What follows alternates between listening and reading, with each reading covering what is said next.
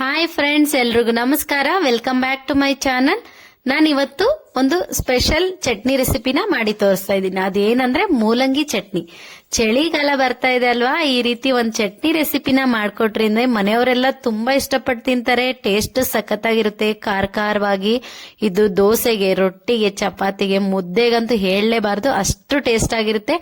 ಒಂದ್ಸರಿ ನೀವು ಟ್ರೈ ಮಾಡ್ಲೇಬೇಕು. ಹೊಸದಾಗಿ ನಮ್ ಚಾನಲ್ ನೋಡ್ತಾ ಇರೋರಾದ್ರೆ ಪ್ಲೀಸ್ ನಮ್ ಚಾನಲ್ ಸಬ್ಸ್ಕ್ರೈಬ್ ಮಾಡ್ಕೊಂಡ್ಬಿಟ್ಟು ಹಾಗೆ ಪಕ್ಕದಲ್ಲಿ ಬರುವಂತ ಬೆಲ್ ಐಕನ್ ಕ್ಲಿಕ್ ಮಾಡಿ. ಈ ವಿಡಿಯೋ ಇಷ್ಟ ಆದ್ರೆ ಒಂದು ಲೈಕ್ ಮಾಡಿ. ಇವಾಗ ಯಾವ ರೀತಿ ಮಾಡೋದು ಅಂತ ನೋಡೋಣ. ನಾನು ಸ್ಟವ್ ಮೇಲೆ ಒಂದು ಫ್ರೈ ಪ್ಯಾನ್ ನ ಇಟ್ಕೊಂಡಿದ್ದೀನಿ. ಅದಕ್ಕೆ 1 ಟೇಬಲ್ ಸ್ಪೂನ್ ಅಷ್ಟು ಆಯಿಲ್ ಸೇರಿಸ್ಕೊತಾ ಇದ್ದೀನಿ. ಇವಾಗ ಮೂಲಂಗಿನ ತೋರಿಸ್ತಾ ಇದ್ದೀನಿ.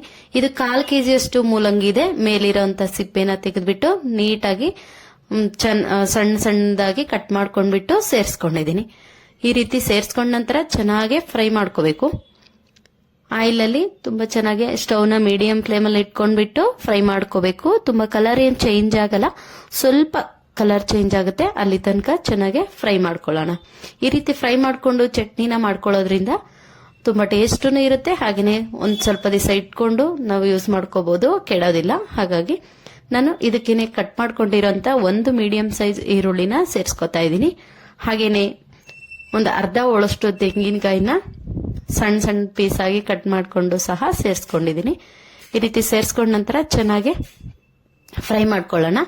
ಈರುಳ್ಳಿ ಚೆನ್ನಾಗಿ ಫ್ರೈ ಆಗೋದ್ರೊಳಗೆ ತೆಂಗಿನಕಾಯಿನೂ ಸಹ ಫ್ರೈ ಆಗ್ಬಿಡುತ್ತೆ. ಈ ರೀತಿ ಒಮ್ಮೆ ಚೆನ್ನಾಗಿ ಮಿಕ್ಸ್ ಫ್ರೈ ಮಾಡ್ಕೊಂಡ್ಬಿಟ್ಟು ಇದ್ರ ಜೊತೆಗೇನೆ ಸ್ವಲ್ಪ ಕರಿಬೇವಿನ ಸೊಪ್ಪು ಹಾಗೇನೆ ಸ್ವಲ್ಪ ಅರಿಶಿನ ಹಾಕ್ಬಿಟ್ಟು ಒಂದ್ಸರಿ ಚೆನ್ನಾಗಿ ಮಿಕ್ಸ್ ಮಾಡ್ಕೊಳ್ತಾ ಕರಿಬೇವಿನ ಸೊಪ್ಪನ್ನ ಸ್ವಲ್ಪ ಫ್ರೈ ಮಾಡ್ಕೊಂಡ್ರೆ ಸಾಕಾಗುತ್ತೆ.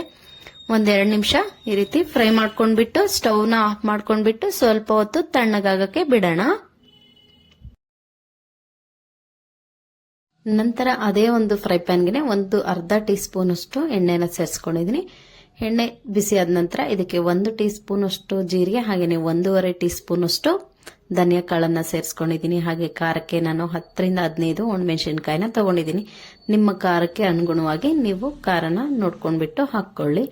ಈ ರೀತಿ ಎಲ್ಲವನ್ನು ಚೆನ್ನಾಗಿ ಫ್ರೈ ಮಾಡ್ಕೋಬೇಕು. ನಾವು ಹಾಕಿರೋಂತ ಒಣಮೆಣಸಿನಕಾಯಿ ಸ್ವಲ್ಪ ಕಲರ್ ಚೇಂಜ್ ಆಗೋ ತನಕ ಫ್ರೈ ಮಾಡ್ಕೊಳ್ಳೋಣ. ಇದಕ್ಕೆ ಈ ಚಟ್ನಿಗೆ ಹುಣಸೆ ಹಣ್ಣಂತೂ ಬೇಕೇ ಬೇಕು. ನಾನಿಲ್ಲಿ 1 ನಿಂಬೆಹಣ್ಣಿನ ಗಾತ್ರದಷ್ಟು ಹುಣಸೆ ಹಣ್ಣನ್ನ ಸಹ ಇದ್ರ ಜೊತೆಗೇನೆ ಸೇರಿಸ್ಕೊಂಡ್ಬಿಟ್ಟು 1 ನಿಮಿಷದ ಕಾಲ ಫ್ರೈ ಮಾಡ್ಕೊಡ್ತೀನಿ. ಈ ರೀತಿ ಫ್ರೈ ಮಾಡ್ಕೊಂಡಿರೋಂತ ಎಲ್ಲವನ್ನು ತಣ್ಣಗಾಗಕ್ಕೆ ಬಿಡೋಣ. ನಂತರ ಒಂದು ಮಿಕ್ಸಿ ಜಾರ್ನ ತಗೊಂಡ್ಬಿಟ್ಟು ಎಲ್ಲ ತಣ್ಣಗಾದ ನಂತರ ಮಿಕ್ಸಿ ಜಾರ್ಗೆ ಸೇರಿಸ್ಕೊತಾ ಇದ್ದೀನಿ. ಹುಣಸೆ ಹಣ್ಣನ್ನ ನಾವು ಮೂಲಂಗಿ ರುಬ್ಕೊಳ್ಬೇಕಾದ್ರೆ ರುಬ್ಕೊಳ್ಳೋಣ. ಅದಕ್ಕೋಸ್ಕರ ಮಿಕ್ಕಿರೋ ಪದಾರ್ಥಗಳನ್ನ ಹಾಕ್ಬಿಟ್ಟು ಗ್ರೈಂಡ್ ಮಾಡ್ಕೊಂಡು ಬರ್ತೀನಿ.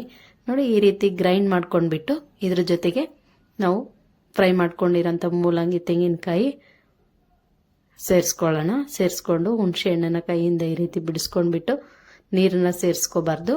ಸೇರಿಸ್ಕೊಳ್ದೇನೆ ಚೆನ್ನಾಗಿ ರುಚಿಗೆ ತಕ್ಕಷ್ಟು ಉಪ್ಪನ್ನು ಹಾಕ್ಕೊಳ್ತಾ ಇದ್ದೀನಿ. ಹಾಕ್ಕೊಂಡ್ಬಿಟ್ಟು ತರಿಯಾಗಿ ಗ್ರೈಂಡ್ ಮಾಡ್ಕೊಂಡು ಬರ್ತೀನಿ. ನೋಡಿ, ನಾನು ಈ ರೀತಿ ಗ್ರೈಂಡ್ ಮಾಡ್ಕೊಂಡು ಬಂದಿದ್ದೀನಿ. ತುಂಬಾ ಸಾಫ್ಟ್ ಆಗಿ ಗ್ರೈಂಡ್ ಮಾಡ್ಕೊಂಡಿಲ್ಲ. ನಾವು ಹಾಕಿರೋಂಥ ಮೂಲಂಗಿ ಹಾಗೆ ತೆಂಗಿನಕಾಯಿ ಬಾಯಿಗೆ ಸಿಗ್ತಾ ಇದ್ರೆ ಟೇಸ್ಟ್ ಚೆನ್ನಾಗಿರುತ್ತೆ. ಈ ರೀತಿ ಗ್ರೈಂಡ್ ಮಾಡ್ಕೊಂಡಿದ್ದೀನಿ. ನಂತರ ಇದನ್ನ ಒಂದು ಸರ್ವಿಂಗ್ ಪ್ಲೇಟ್ಗೆ ಸೇರಿಸ್ಕೊತಾ ಇದ್ದೀನಿ. ತುಂಬಾ ಚೆನ್ನಾಗಾಗುತ್ತೆ ಈ ಚಟ್ನಿ. ಒಂದ್ಸರಿ ಟ್ರೈ ಮಾಡಿ. ಇವಾಗ ಇದಕ್ಕೆ ಒಗ್ಗರಣೆನ ರೆಡಿ ಮಾಡ್ಕೊಳ್ಳೋಣ. ಸ್ವಲ್ಪ ಎಣ್ಣೆನ ಬಿಸಿ ಮಾಡಕ್ಕೆ ಇಟ್ಕೊಂಡಿದ್ದೆ. ಇದಕ್ಕೆ ಸಾಸಿವೆ, ಜೀರಿಗೆ ಹಾಗೆ ಕರಿಬೇವಿನ ಸೊಪ್ಪು, ಕಟ್ ಮಾಡ್ಕೊಂಡಿರೋಂಥ ಒಣಮೆಣಸಿನಕಾಯಿನ ಸೇರಿಸ್ಕೊಂಡ್ಬಿಟ್ಟು ಚೆನ್ನಾಗಿ ಒಗ್ಗರಣೆನ ಫ್ರೈ ಮಾಡ್ಕೊತೀನಿ. ಇದ್ರ ಜೊತೆಗೆ ಹಿಂಗುನ ಹಾಕ್ಕೊಳ್ಳಿ. ಹಿಂಗು ಹಾಕೋದ್ರಿಂದ ತುಂಬ ಟೇಸ್ಟ್ ಚೆನ್ನಾಗಾಗುತ್ತೆ. ನಾನಿಲ್ಲಿ ಹಾಕಿಲ್ಲ ಹಿಂಗುನ.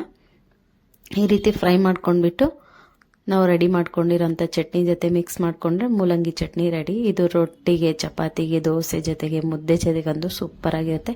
ನೋಡೋದ್ರಲ್ಲ ಎಷ್ಟು ಸಿಂಪಲ್ ಆಗಿ ನಾನು ಮೂಲಂಗಿ ಚಟ್ನಿನ ಮಾಡಿದೆ ಅಂತ. ಈ ರೆಸಿಪಿ ಇಷ್ಟ ಆಗಿದ್ರೆ ಒಂದು ಲೈಕ್ ಮಾಡಿ. ಹಾಗೆ ನಿಮ್ಮ ಫ್ರೆಂಡ್ಸ್ ಫ್ಯಾಮಿಲಿ ಮೆಂಬರ್ಸ್ಗೆ ಶೇರ್ ಮಾಡಿ. ಇನ್ನೂ ನಮ್ಮ ಚಾನಲ್ ಸಬ್ಸ್ಕ್ರೈಬ್ ಮಾಡ್ಕೊಂಡಿಲ್ಲ ಅಂದ್ರೆ ಸಬ್ಸ್ಕ್ರೈಬ್ ಮಾಡ್ಕೊಳ್ಳಿ. Thanks for watching.